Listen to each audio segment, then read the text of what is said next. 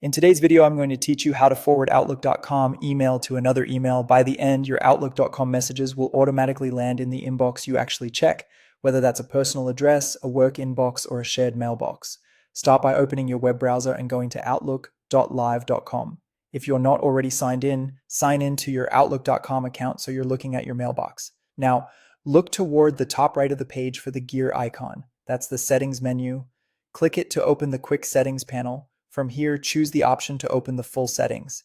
In the full settings window, select Mail on the left side to focus on mail-related options. Next, locate the section labeled Forwarding and IMAP. Click it and you'll see the forwarding settings appear. This is where we turn on forwarding and tell Outlook where to send your mail. Find the option to enable forwarding and turn it on. As soon as you enable this, a field will appear for the destination email address.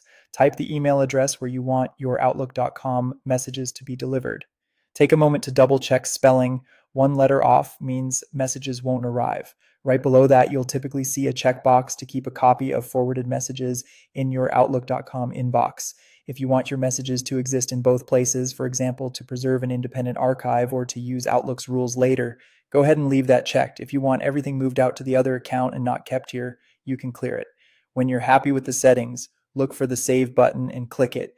Saving applies the change immediately, so new incoming messages will begin forwarding right away. If you ever want to stop forwarding, come back to the same forwarding section, turn off Enable Forwarding, and save again.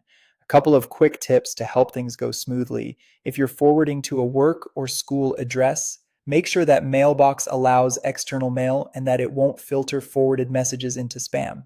If you use rules or filters in the destination inbox, consider creating a simple rule to label or categorize forwarded messages so you can spot them easily. And if something doesn't seem to arrive, check both spam and junk folders in the destination account. That's it. Your Outlook.com email is now forwarding to another address, keeping your communication in one convenient place.